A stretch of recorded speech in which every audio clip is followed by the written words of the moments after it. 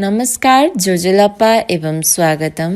नेपाल भाषा एकेडेमीका निमित्त अनक मिडियाको प्रस्तुति नेवा एफएम 106.6 मेगाहर्ज सुनेर बसिरहनुभएका सम्पूर्ण आदरणीय अभिभावकज्यूहरू र प्यारा प्यारा विद्यार्थी भाइ बहिनीहरूमा कीर्तिपुर नगरपालिकाद्वारा सञ्चालन गरिएको यस रेडियो शिक्षा कार्यक्रममा सदाको बिहिबार चाहिँ आज पनि म तपाईहरूमाझ उपस्थित भइसकेकी छु। तपाईहरूकै सामाजिक शिक्षक मन्दिरा गुरुङ कक्षा 8 को सामाजिक अध्ययन विषयको पाठ लिएर। विद्यार्थी भाइ बहिनीहरू, तपाईहरू सबैजना सन्चै हुनुहुन्छ नि? म पनि सन्चै छु। विशेषतः कोभिड-19 को यो विषम परिस्थितिमा तपाईहरू सबैमा स्वस्थता एवं कुशल मङ्गलको कामना गर्दछु। शारीरिक एवं मानसिक रूपमा स्वस्थ भए मात्र हामी विविध गतिविधिहरूमा संलग्न हुन सक्छौं, सिकाइको कार्यमा संलग्न हुन सक्छौं र हाम्रो सिकाइमा पनि अभिवृद्धि गर्न सक्छौं। तसर्थ स्वस्थ रहौं, सिकाइमा सक्रिय बनौं भन्दै अब भने हामी आजको विषयवस्तुतर्फ लाग्छौं। त्यसभन्दा पहिले केही क्षण हामीले अघिल्लो हप्ता अध्ययन गरेको पाठलाई पुनः स्मरण गरौँ है त। गत हप्ता हामीले पाठ 4 समावेशीकरण र पाठ 5 नेपालमा समावेशीकरणका प्रावधानहरू शीर्षकमा छलफल गरेका थियौं, जसमा समावेशीकरणको परिचय, समावेशीकरणका विविध पक्षहरू, समावेशीकरणका लागि अवलम्बन गर्न सकिने उपायहरू, नेपालको संविधान 2072 मा उल्लेखित समावेशीकरणका प्रावधानहरू जस्ता शीर्षकहरूमा छलफल गरेका थियौं। सामाजिक र आर्थिक रूपले पछाडि परेका हरेक जात-जाति, भाषा, वर्ण, धर्म, वर्ग, लिङ्ग, क्षेत्रका मानिसहरूलाई विशेष अवसरहरू सिर्जना गरी मूल प्रवाहीकरण गर्नु राज्यको मूल दायित्व हो। समावेशीकरण मात्र एउटा यस्तो उपाय हो जसबाट सबैजना समान रूपमा अगाडि बढ्न सक्छन् र देशको दिगो एवं समृद्धिपूर्ण विकासका लागि समावेशीकरण अति आवश्यक हुन्छ। तसर्थ नेपालमा समावेशीकरणका सम्बन्धमा गरिएका प्रावधानहरूलाई व्यावहारिक रूपमा कार्यान्वयन गर्नु पर्दछ। पक्कै पनि तपाईहरूले यस पाठबारे बुझ्नुभयो होला भन्ने अपेक्षा छ मलाई। पर्याप्त स्व अध्ययन गर्नुहोला, गृहकार्य गर्दै जानुहोला है त भाइ बहिनीहरू। आज भने हामी एकाइ 4 कै पाठ 6 हाम्रो संविधानका विशेषताहरू पाठ शीर्षकमा छलफल गर्न गइरहेका छौं। यस पाठको मुख्य सिकाइ उपलब्धिहरू संविधानको परिचय दिन, संविधानको विशेषताहरू बताउन। हामी यिनै सिकाइ उपलब्धिहरूमा केन्द्रित भई आजको पाठमा छलफल गर्नेछौँ। विद्यार्थी भाइ बहिनीहरू, हामीले सामाजिक नियम भन्ने पाठ अध्ययन गर्यौं नि। समाजलाई व्यवस्थित रूपमा सञ्चालन गर्न सामाजिक नियम निर्माण गरिन्छ।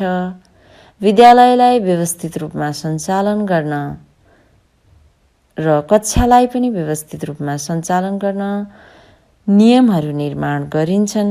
त्यस्तै हाम्रो देशलाई पनि व्यवस्थित रूपमा सञ्चालन गर्न नियम कानुनको निर्माण गरिएको हुन्छ। हो, त्यही नियम कानुनको दस्तावेज नै संविधान हो। संविधान देशको मूल कानुन हो जसले देशको शासन व्यवस्थाको मार्गदर्शन गर्दछ र सोही बमोजिम देशको शासन व्यवस्था सञ्चालन हुन्छ। संविधानले शासन व्यवस्थाको मार्गदर्शन गर्छ र सोही बमोजिम देशको शासन व्यवस्था सञ्चालन हुन्छ। संविधान लिखित वा अलिखित नियमहरूको त्यस्तो संग्रह हो जसमा राज्यका प्रमुख 3 अङ्ग व्यवस्थापिका, कार्यपालिका र न्यायपालिकाका साथै संवैधानिक निकायहरूको कार्य र अधिकारको वर्णन, नागरिकको अधिकार तथा कर्तव्य उल्लेख गरिएको हुन्छ। त्यसैले राज्यको स्वरूप, गठन, कार्यक्षेत्र तथा अधिकारका साथै राज्य सञ्चालन गर्ने कार्यविधि स्पष्ट उल्लेख गरिएको देशको मूल कानुनलाई संविधान भनिन्छ। यसलाई म एकपटक फेरि दोहोऱ्याउँछु, सुन्नुहोस् है त। संविधान लिखित वा अलिखित नियमहरूको त्यस्तो संग्रह हो जसमा राज्यका प्रमुख 3 अङ्ग व्यवस्थापिका, कार्यपालिका र न्यायपालिकाका साथै संवैधानिक निकायहरूको कार्य र अधिकारको वर्णन, नागरिकको अधिकार तथा कर्तव्य उल्लेख गरिएको हुन्छ। त्यसैले राज्यको स्वरूप, गठन, कार्यक्षेत्र तथा अधिकारका साथै राज्य सञ्चालन गर्ने कार्यविधि स्पष्ट उल्लेख गरिएको देशको मूल कानुनलाई संविधान भनिन्छ। संविधानले सरकारको स्वरूप, संरचना र कार्यविधिलाई व्यवस्थित गरी राज्यको काम कारबाहीलाई वैधता प्रदान गर्दछ। यसले नै जनताको अधिकारहरूलाई संरक्षित गरी राज्यका अङ्गहरूबीच शक्तिको सन्तुलन गरी शासक र शासितको सम्बन्धलाई निर्दिष्ट गर्दछ। हरेक प्रजातान्त्रिक मुलुकमा संविधानको व्यवस्था गरिएको हुन्छ। नेपाल पनि एक प्रजातान्त्रिक मुलुक हो। नेपालमा पनि संविधानको व्यवस्था गरिएको छ। विद्यार्थी भाइ बहिनीहरू, नेपालको संवैधानिक विकासको इतिहास हेर्ने हो भने त्यति लामो छैन। नेपाल सरकार वैधानिक कानुन 2004बाट नेपालको संवैधानिक इतिहास प्रारम्भ भएको मानिन्छ। नेपाल सरकार वैधानिक कानुन 2004बाट नेपालको संवैधानिक इतिहास प्रारम्भ भएको मानिन्छ। नेपालमा हालसम्म 7वटा संविधानहरू जारी भएका छन्। कतिवटा त नेपालमा हालसम्म 7वटा संविधानहरू जारी भएका छन्। नम्बर 1, नेपाल सरकार वैधानिक कानुन 2004। नम्बर 2, नेपालको अन्तरिम शासन विधान 2007। नम्बर 3, नेपाल अधिराज्यको संविधान 2015। नम्बर 4, नेपालको संविधान 2019।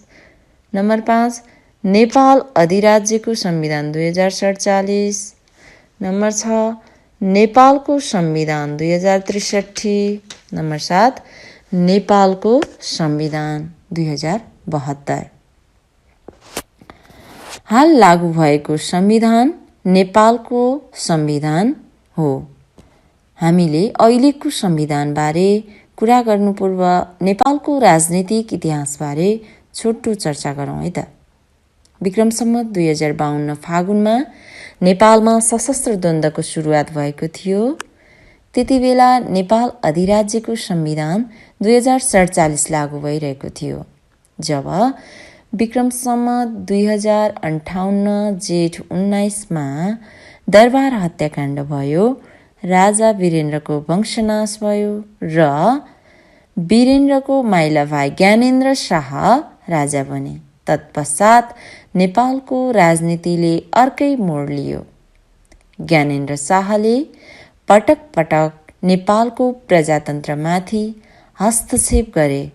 यसरी राजा ज्ञानेन्द्रको अप्रजातान्त्रिक गतिविधिका कारणले 2062 चैत्र 24बाट ऐतिहासिक जनआन्दोलनको सुरुवात भयो। त्यसपछि विक्रम सम्वत 2063 वैशाख 11मा जब राजा ज्ञानेन्द्रले तत्कालीन जनताद्वारा निर्वाचित प्रतिनिधि सभालाई पुनस्थापित गरे, तब ऐतिहासिक जनआन्दोलनको औपचारिक रूपले अन्त्य भयो र राजनीतिक पार्टीहरूले संविधान सभाबाट अर्को संविधान बनाउने निर्णय गरे। तत्पश्चात लागू भइरहेको नेपाल अधिराज्यको संविधान 2047 स्वत खारेज भयो र विक्रम सम्वत 2063 माघ 1 गते संविधान सभाबाट अर्को संविधान निर्माण नहुन्जेलसम्म शासन सञ्चालन गर्ने व्यवस्था गर्न नेपालको अन्तरिम संविधान 2063 लागू भयो। विक्रम सम्वत 2063 पश्चात 2 पटकसम्म संविधान सभाको चुनाव भयो र त्यसले नेपालको संविधान 2072लाई जन्म दियो। वर्तमान संविधान नेपालको संविधान विक्रम सम्वत 2072 असोज 3 मा जारी भएको हो। यो संविधानमा 35 भाग 308 धारा 9 अनुसूची रहेको छ। वर्तमान संविधानको नाम नेपालको संविधान हो। विद्यार्थी भाइ बहिनीहरू, तपाईहरूले यहाँ के ख्याल गर्नुपर्छ भने वर्तमान नेपालको संविधानलाई नेपालको संविधान 2072 नभनिकन नेपालको संविधान मात्र भन्नुपर्ने हुन्छ। अब केही क्षण वर्तमान नेपालको संविधानको विशेषताहरूबारे चर्चा गरौँ है त। नम्बर 1, संविधान सभाबाट निर्मित पहिलो संविधान। नेपालको इतिहासमा सर्वप्रथम संविधान सभाबाट निर्मित संविधान नेपालको संविधान हो। यसका लागि 2 पटकसम्म संविधान सभाको चुनाव गरिएको थियो, जसबाट 601 जना सभासदहरू चुनिएका थिए। उनीहरू प्रत्यक्ष र अप्रत्यक्ष 2 वटा विधिबाट चुनिएका थिए। भाइ बहिनीहरू, संविधान सभा भन्नाले संविधान निर्माणका लागि जनताबाट निर्वाचित गरिएका जनप्रतिनिधिहरूको सभा भन्ने बुझिन्छ। यसलाई फेरि एकपटक सुन्नुहोस् है त। संविधान सभा भन्नाले संविधान निर्माणका लागि जनताबाट निर्वाचित गरिएका जनप्रतिनिधिहरूको सभा भन्ने बुझिन्छ। नेपालमा संविधान सभा आफ्नो संविधान आफै निर्माण गर्ने र लोकतान्त्रिक शासन व्यवस्थालाई संस्थागत गर्ने उद्देश्यका साथ गठन गरिएको थियो। नम्बर 2, संघीय लोकतान्त्रिक गणतन्त्रात्मक संविधान। यहाँ संघीय भन्नाले नेपाललाई विभिन्न राज्यहरूमा विभाजन गरी शासन सञ्चालन गर्ने प्रणाली हो। यसलाई हामी संघीयता वा फेडरलिजम पनि भनेर बुझ्न सक्छौँ। नेपालमा अहिले संघीय शासन लागू भएको छ। यसैगरी लोकतान्त्रिक जनताद्वारा चुनिएका प्रतिनिधिहरूद्वारा बनाइएको संविधान अर्थात् अप्रत्यक्ष रूपमा जनताद्वारा बनाइएको संविधान भएकाले यसलाई लोकतान्त्रिक संविधान भनेर पनि बुझ्न सक्छौँ। लोकतान्त्रिक भनेको के रहेछ त? जनताद्वारा चुनिएका प्रतिनिधिहरूद्वारा बनाइएको संविधान रहेछ। अर्थात् अप्रत्यक्ष रूपमा जनताद्वारा बनाइएको संविधान भएकोले यसलाई लोकतान्त्रिक संविधान भनेर पनि बुझ्न सक्छौँ। यसैगरी गणतन्त्रात्मक संविधान। यस संविधानले हाम्रो नेपालको 238 वर्षदेखि शासन गर्दै आइरहेको राजतन्त्रको विधिवत अन्त्य गरी लोकतान्त्रिक गणतन्त्रको स्थापना गरेको छ। राष्ट्र प्रमुख हुने शासन व्यवस्थालाई गणतन्त्रात्मक शासन व्यवस्था भनी बुझ्न सकिन्छ। राष्ट्र प्रमुख हुने शासन व्यवस्थालाई गणतन्त्रात्मक शासन भनी बुझ्न सकिन्छ। यस संविधानले नेपाललाई संघीय लोकतान्त्रिक गणतन्त्रात्मक राज्यको रूपमा परिभाषित गरेको छ। त्यस्तै गरी नम्बर 3 मा सार्वभौम सत्ता जनतामा निहित। यस संविधानले राज्य सञ्चालनको स्रोत जनता हुन् भन्ने मान्यतालाई अंगीकार गरेको छ। जनतालाई नै सर्वोच्च मानेको छ। नेपालको संविधानको धारा 2 ले नेपालको सार्वभौम सत्ता र राजकीय सत्ता नेपाली जनतामा निहित रहेको कुरालाई स्पष्ट गरेको छ। नेपाली जनता आफू सार्वभौम रहेको कुरा पहिलो तथा दोस्रो संविधान सभा निर्वाचन मार्फत प्रयोग भइसकेको छ। तिनै जनताका प्रतिनिधिले यो संविधान बनाएका हुन्।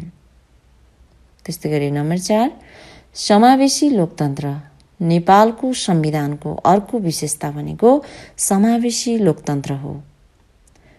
विभिन्न जाति, भाषा, धर्म र संस्कृति युक्त विविधताले भरिएको मुलुक नेपालमा जनताको संविधानमा अपन्नत्वको अनुभव होस् भन्ने सिद्धान्तका आधारमा नेपालको संविधानले समावेशी लोकतन्त्रको कार्यान्वयन गरेको छ। यसलाई फेरि एकपटक सुन्नुहोस् है त। नेपालको संविधानको अर्को मुख्य विशेषता के रहेछ त? समावेशी लोकतन्त्र। विभिन्न जाति, भाषा, धर्म र संस्कृति युक्त विविधताले भरिएको मुलुक नेपालमा जनताको संविधानमा अपन्नत्वको अनुभव होस् भन्ने सिद्धान्तका आधारमा नेपालको संविधानले समावेशी लोकतन्त्रको कार्यान्वयन गरेको छ। यो संविधान विश्वकै समावेशी संविधान हो। त्यस्तै गरी नम्बर 5 मा रहेको छ 2 सदनात्मक व्यवस्थापिका। यो संविधानले प्रतिनिधि सभा र राष्ट्रिय सभा सहितको 2 सदनात्मक व्यवस्थापिका रहने व्यवस्था गरेको छ। प्रतिनिधि सभामा प्रत्यक्ष निर्वाचित हुने 165 सदस्य र समानुपातिक रूपमा निर्वाचित हुने 110 गरी 275 सदस्य रहने व्यवस्था गरिएको छ। राष्ट्रिय सभामा 59 सदस्य रहने व्यवस्था गरेको छ। त्यस्तै गरी नम्बर 6 मा अर्को विशेषता रहेको छ मानव अधिकारको पूर्ण प्रत्याभूति। यस संविधानले मानव अधिकारको विश्वव्यापी घोषणाका प्रावधानहरूलाई स्वीकारेको छ। यसले जनताको मौलिक हकको पूर्ण प्रत्याभूति गरेको छ। त्यसै गरी नम्बर 7 मा स्वतन्त्र न्यायपालिका र कानुनी राज्य। यस संविधानले स्वतन्त्र न्यायपालिका र कानुनी राज्यको अवधारणालाई आत्मसात गरेको छ। कानुनको नजरमा सबै समान हुने, कानुन बमोजिम बाहेक कसैलाई सजाय नहुने, कानुनको समान संरक्षणबाट कसैलाई पनि वञ्चित नगरिने व्यवस्था गरिएको छ। सबैमा उचित न्यायको व्यवस्थापन गर्न सर्वोच्च, उच्च र जिल्ला गरी 3 तहको अदालतको व्यवस्था गरेको छ। त्यस्तै गरी नम्बर 8 मा अर्को विशेषता रहेको छ बहुदलीय प्रतिस्पर्धा। यस संविधानले आफ्नो विचारधारा र दर्शन अनुरूप राजनीतिक दल खोल्न, सञ्चालन गर्न र जनताको समर्थन प्राप्त गर्न पाइने व्यवस्था गरेको छ। संविधानको भावना अनुरूप हुने गरी खोलिएका कुनै पनि राजनीतिक दलमाथिको प्रतिबन्धलाई संविधानले अमान्य गरेको छ। लोकतान्त्रिक मूल्य मान्यतामा आधारित समाजवादप्रति प्रतिबद्ध रही समृद्ध राष्ट्र निर्माण गर्न बहुदलीय व्यवस्था अँगालिएको छ। त्यसै गरी नम्बर 9 धर्मनिरपेक्षता। नेपालको संविधानले नेपाल राज्यलाई धर्मनिरपेक्ष राज्य घोषणा गरेको छ। विभिन्न धर्मका धर्मावलम्बीहरूबीच समानता र सह अस्तित्वका आधारमा स्वस्थ र सुमधुर सामाजिक सम्बन्ध विकसित गर्ने कुरा संविधानमा उल्लेख गरिएको छ। त्यस्तै गरी नम्बर 10 मा अर्को विशेषता रहेको छ मौलिक हकमा व्यापकता। यो संविधानले नेपाली जनताको हित र उन्नतिका लागि मौलिक हकको व्यवस्था गरेको छ। नेपालको संविधानले धारा 16 देखि 46 सम्म 31 वटा मौलिक हकको व्यवस्था गरेको छ। त्यसै गरी अर्को नम्बरमा रहेको छ नागरिक कर्तव्यको व्यवस्था। नेपालको संविधानले हरेक नागरिकका लागि कर्तव्यको व्यवस्था गरेको छ। हरेक नागरिक राष्ट्रप्रति निष्ठावान हुँदै नेपालको राष्ट्रियता, सार्वभौमता र अखण्डताको रक्षा गर्नु उसको कर्तव्य हुनेछ। संविधान र कानुनको पालना गर्नु, राज्यले चाहेका बखत अनिवार्य सेवा गर्नु, सार्वजनिक सम्पत्तिको सुरक्षा र संरक्षण गर्नु एक असल र योग्य नागरिकको कर्तव्य हो। त्यस्तै गरी नम्बर 12 मा रहेको छ संवैधानिक आयोगहरू। नेपालको संविधानले 13वटा संवैधानिक आयोगहरूको अर्थात् 13वटा संवैधानिक अङ्गहरूको व्यवस्था गरेको छ। नम्बर 13 लिखित संविधान। नेपालको संविधान लिखित संविधान हो। संसारमा लिखित र अलिखित संविधानहरू हुन्छन्। नेपालको संविधान 21औं शताब्दीको पहिलो लिखित संविधान हो। विद्यार्थी भाइ बहिनीहरू, हामीले आजको कक्षामा नेपालको संविधानको केही मुख्य विशेषताहरूबारे अध्ययन गर्यौं। यसबाहेक अरू पनि धेरै विशेषताहरू छन्। नेपालको संविधानको अन्य विशेषताहरू प्लस नेपालको संविधानबारे थप जानकारी प्राप्त गर्न इच्छा भएमा नेपालको संविधानको पुस्तक अध्ययन गर्न सक्नुहुन्छ वा मोबाइलको प्ले स्टोरमा गएर पनि नेपालको संविधान डाउनलोड गर्न सक्नुहुन्छ र यसबारे थप जानकारी हासिल गर्न सक्नुहुनेछ। र नेपालको संविधानबारे जानकार हुनु एक असल नेपाली नागरिकको कर्तव्य पनि हो। तसर्थ सुसूचित बनौं नेपालको संविधान सम्बन्धमा। अब भने हामी आजको कक्षाको अन्त्यतिर आइसकेका छौं। म तपाईहरुलाई गृह कार्य दिन्छु, टिपोट गर्नुस् है त। सबैजना रेडी हुनुहुन्छ नि? ल, 1 नम्बरमा लेख्नुस् त। नम्बर 1, नेपालको संविधानलाई किन संघीय लोकतान्त्रिक गणतन्त्रात्मक संविधान भनिएको हो? उल्लेख गर्नुहोस्। नेपालको संविधानलाई किन संघीय लोकतान्त्रिक गणतन्त्रात्मक संविधान भनिएको हो?